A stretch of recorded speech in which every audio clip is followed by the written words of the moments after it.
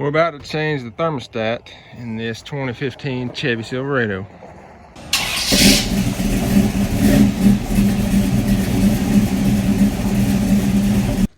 So like I said, 2015 Chevy Silverado. This here is the thermostat. And this is the Napa part number if you are interested in that. I think it's a 207 degree thermostat. So the reason I'm changing this start with is because I noticed one day my fans cut on. I had not long looked at it and it's been running a little colder. Well, my fans kicked on and my gauge was bottomed out to 160. And it did that for like a day or so, fan run all the time. Well, then all of a sudden it quit running and it's back up to about 180 or so. So I thought maybe it was a sensor. So I did a video on that if you want to check it out. So we changed the sensor just because, you know, it bottomed out and then came back up the day later. But anyway, it turns out it's still running the same temperature. At first it run about 210 for a little bit and now it's back to 180. I think in the thermostat sticking open a little bit. It's not throwing a check engine code or, you know, check engine light on the dash, but when I ran the scanner, it's showing it wasn't getting up to the temperature. And I had a diesel that did that. It's a 2009 diesel that I used to have. It same thermostat was bad whenever it did that. And I can throw the code up here again. So it's either gonna be this or this. It's this or the sensor, but it wasn't the sensor. So we're gonna change the thermostat. Why they made them like this, I don't know. The old school ones, you know, just had the aluminum housing and you drop in the thermostat. Maybe they want to be able to charge more money for it. I don't know. But if it ain't broke, I don't know why they fixed it. So anyway, I'm concerned. I mean, it's plastic, but it's whatever, you know, radiators are plastic a lot now. But right here where it's clipped over the side, it seems like maybe over time that could just slide out from that little groove there on each side. And maybe, I don't know. Anyway, that's the engineers doing. We're just gonna change it out. So it's right there, fairly easy to get to.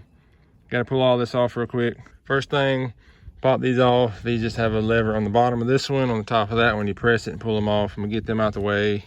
This, you can pull it off here too, but I'm not gonna pull them off there. I'm just gonna slide it over out of the way probably. Pretty sure that if you're using like a socket, it's like a 5/16. Yeah, 5/16. Probably need some needle nose, some channel locks to get the clamps off the hose there. And I got a trash bag. I'll show you what I'm gonna do with that in a second. And I'm pretty sure it's a 10mm. It looks like a 10mm on the thermostat bolts there. And we'll look at the torque specs and stuff later, but let's just get it all taken apart real quick. Those just spin out of the way. Rubber broke loose from the metal there. It should just lay over here for me to get to that, so I'm going to leave it like that. If I have to take it off here, I can take it off down there. This clamp, and those 3 bolts. Pull it out, drop the new one in, bolt it down, put the hoses back on, clamp it back on, put that back on in the same order you took it apart. So this trash bag, I got this trash bag. I'm gonna put it down here, and the engine's been cooling for like an hour and a half, 2 hours now, so it's fine. Well, yeah, right now it's been right at 2 hours. But I'm gonna put it kind of under there, so when I pull the hose off, I can just kind of let whatever's in the hose run down in there. First, we're gonna take the cap off to bleed any pressure, then put it back on. Had a little bit of pressure you hear there. Put it back on just so that it doesn't suck and keep flowing out at a faster rate. Kind of like siphoning something. But I'm gonna try to catch the majority of what comes out in this bag. It's gonna get some on there, that's just the nature of the beast. I'm trying to limit it as much as possible.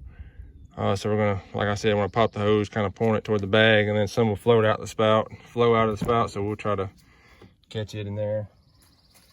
I have to use these channel locks. And they make special, you know, pliers or whatever for this.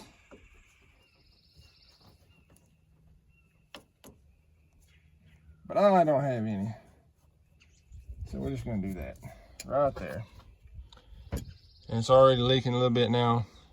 It may just pull off if you walk it off. I may have to take the housing off first so I can twist the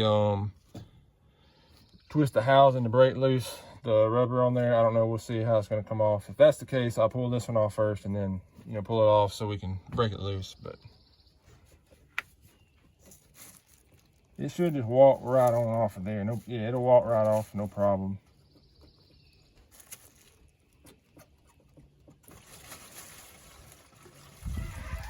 All right, so that worked out pretty well. I'm gonna go empty this out. All right, so that worked out pretty good. Let me get this top one off.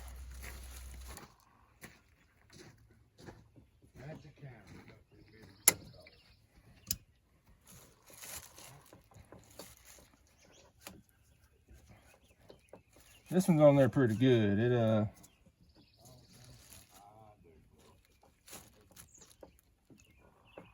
There we go. Spin it just a little bit to get it to work loose.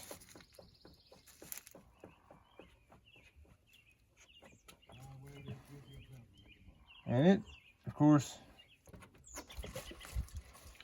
flows out right there. It is what it is. You really can't stop all of it. You just got to stop what you can. It's going to flow some out of it, and I'll try to rinse it all off. Pretty sure that's a 10 mil, so we're going to try that. Yeah, 10 mil.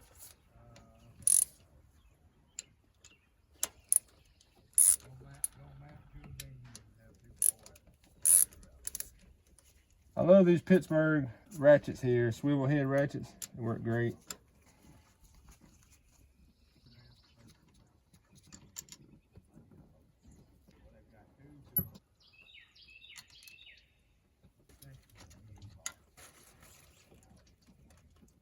So here's the old one, and it's going to go straight on the scrap pile.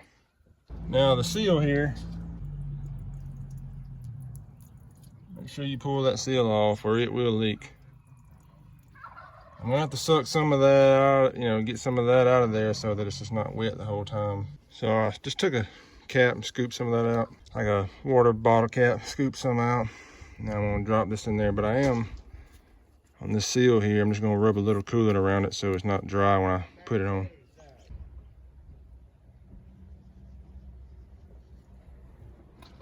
All right.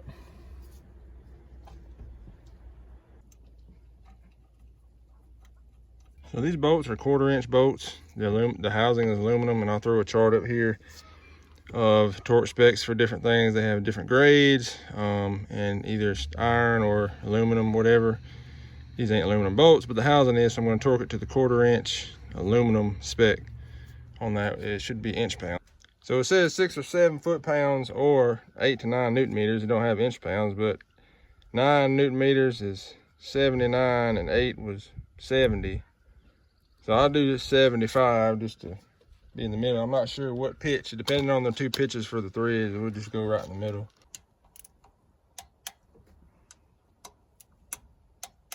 It's right on it.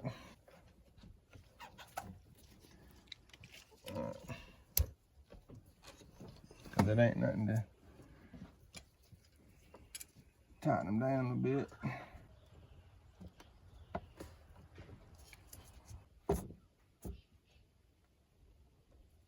Clean up some of that coolant down in there and top it off over here.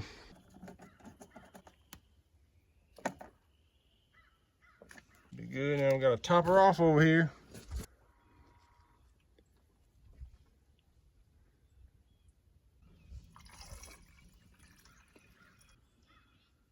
Hold on, because he almost to the...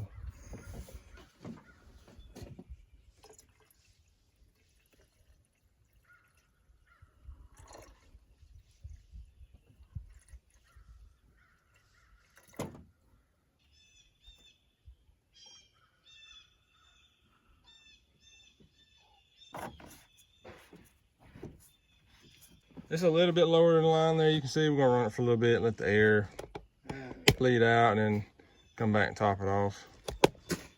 Also, I'm using distilled water because it's got all the minerals and stuff out of it, so it doesn't leave deposits in the radiator.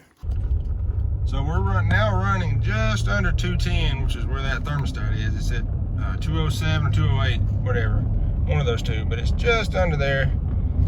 So it's up to temp now, and we're gonna pull back down to the shop and top off any coolant that's